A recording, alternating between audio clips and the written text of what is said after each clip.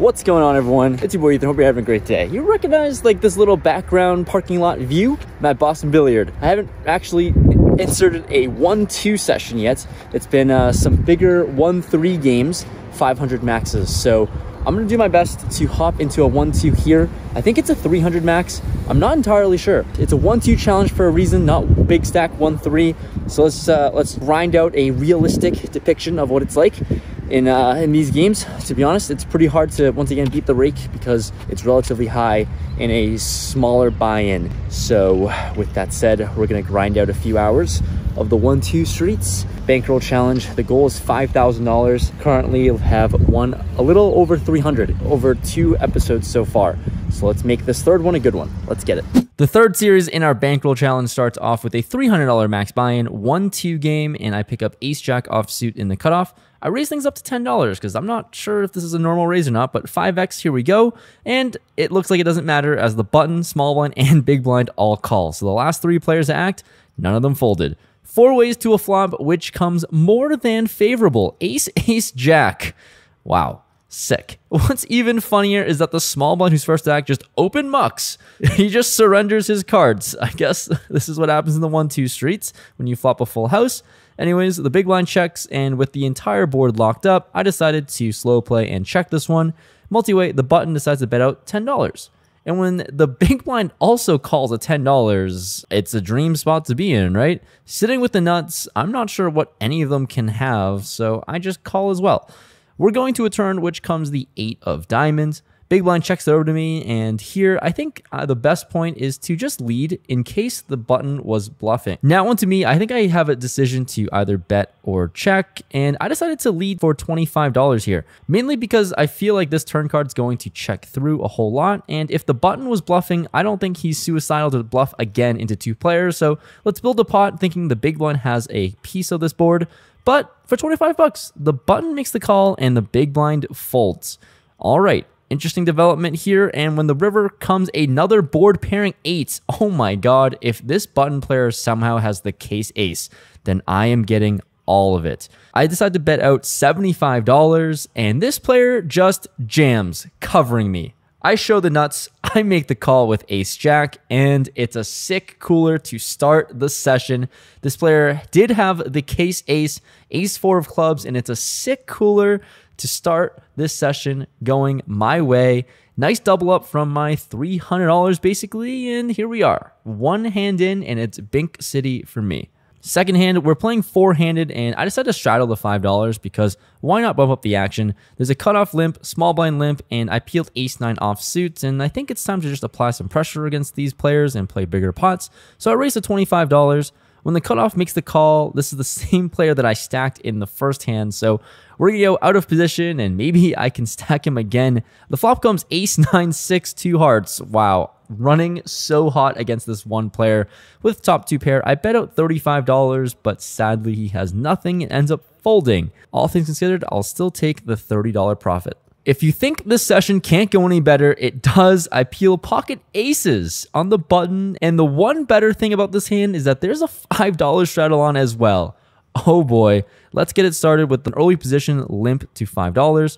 I raise to 25 bucks here and get 2 players to make the call in the straddle and limper. So 3 ways to a flop in position with the best hand in poker. Let's go to a flop of queen 9, 6, 2 clubs. Action checks to me with my overpair, and on a board that I can get a lot of value from either draws or top pair holdings, I bet out $65, a little bit on the larger side. The undergun player folds pretty quickly. The early position player thinks about it for a while. Looks like they want to get it all in, but folds. Aw, sad. Really wanted to get it all in here. He said he was thinking about check jamming. That would have been music to my ears, but somehow ends up folding. So not sure what hand wants to jam, but ends up folding. But here we are. I'll take the pot, though. More profit coming my way in the 1-2 streets. All right, it looks like we can't lose a hand, so let's widen up our range with queen 7 of diamonds in early position. I raise things up to $10. Little wide, like I said, but who cares? Because 5 players around to call. Funny, when you play 1-2 or 1-3, every single pot is multi-way, and this one we're going 6 ways to a flop, which comes 5-3 deuce, 2 diamonds. Out of position with queen high and the diamond draw, I decided to check. Don't think there's a need to bluff into 5 different people. So here we are, can just hit and value bet, but sadly action checks around. Going to a turn which comes the king of clubs, certainly a card that would favor the pre-flop raiser here, but it doesn't matter that much when we're playing 6 ways to a flop. Action checks around to the cutoff player who bets 20 bucks. Button makes the call, and sure, I have a flush draw, so why not call as well? So now going from 6 ways to the turn to 3 ways to the river. The river is the 10 of hearts, the wrong red card dealer. Action checks around, the cutoff shows king 4 of spades and scoops. Nice hand to this player, spiking that king on the turn. Also flopped a open-ended straight draw. I lose $30 here and move on. Following hand, let's go back to our winning ways with ace 7 of spades on the button. There is a cutoff open to $12, and on the button here, happy to play hands. I call, small blind and big blind call. Once again, multi-way, who's surprised? The flop comes ace 10-4 to diamonds. Action checks to the cutoff player who bets $30 into the field. Definitely seems really strong, and I feel like it's exploitable here to just fold top pair, facing a big c-bet at the 1-2 streets, and with 2 other players behind. But all things considered, you know, I'm not here to fold. Folding doesn't make for good content, although it might be profitable. I decided to make the call and see what happens. The blinds fold, and we're playing in position to a turn, which is the 8 of diamonds. So close to improving us to 2 pair, but when he checks to me here, clearly with just 1 pair and a weak kicker, I am happy to just check this one back. Don't want to bloat up the size of the pot with a marginal top pair against a strong range. We're going to a river, which comes the 10 of diamonds. Well, here we are, arriving with 4 diamonds on the board. He checks once again. I think about bluffing here, actually, to a certain degree. I'm sure I fold out better ace highs with no diamonds, but on the off chance he does have some sort of Broadway diamond card, don't think he's going to be folding ever. So I just check it back, and I do get shown ace jack off suit. With a much better kicker than me, he's going to take this pot down. Like I said, I could have folded for $30 on the flop, but that's no fun. So for one of the last hands of this session, just strap into a roller coaster 1-2 hand. There's a $5 button straddle on. There are 3 players who limp, and I peel 10-4 off suits. Let's get spicy. I decided to raise to $30 here, hoping to just steal everything.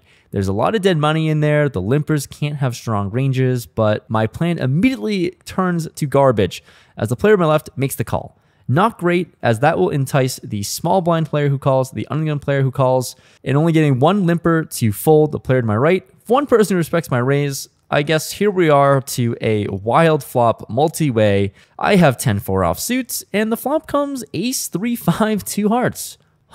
I have a terrible hand, and when action checks to me, I only have a gut shot straight draw, and I'm going to go for it. I bet out $30 into the field here, and what do you know? The small blind and under the gun player both call. This is not going to be great unless we find a deuce. When the turn comes a 6, oh my god, we're open-ended now? Action checks to me again here, and I don't think there's merit to betting. I don't get any ace to fold. I don't get anything to fold, really. So let's just bink the river. The river comes a 10. Oh wow, what a very unconventional way to hit a pair. Action checks around this time. I'm not going to put money in the middle with a pair and showdown now. And now the small blind shows ace 6 of spades. 2 pair is going to win. I'm just glad I didn't bluff off the turn and river here in this spot. So here we are. Last hand of the night, got a little spicy, wanted to mix things up, and it didn't work out. But I ended up losing a very small amount in this hand. All right, that was a fun experiment in the 1-2 streets. That last hand, I was trying something. I don't know if it worked, but I ended up playing the 1-3 streets or 1-2 streets in for $300, out for $504. That first hand was really crucial to like basically double up, and I played for only an hour and a half, mainly because I got called for a 5-10 game that they're starting up, and I wanted to take that seat. The 5-10 session you've already seen, I've uploaded earlier in the year. But so far, so good. Made $204 in an hour and a half, so kind of wiped out the losses from the yesterdays or the last 1-2, 1-3 sessions. So bringing our totals up to like $500-ish in profit. 10% of the way there is a good start through 3 episodes. Not a whole lot of hours played, but hopefully you enjoyed this one, and I'll see you guys in the next one. This bankroll challenge continues. Let's make it up to 5K. Gonna see how I do, but these, like I said, these sessions are gonna be a little bit shorter than normal, mainly because trying to crank out the content, and it's a lot of work to do behind the scenes. So thanks so much for watching. Thanks for sticking to the end. If you like this, if you like the series, let me know in the comments below. I'll see you guys next time. Peace.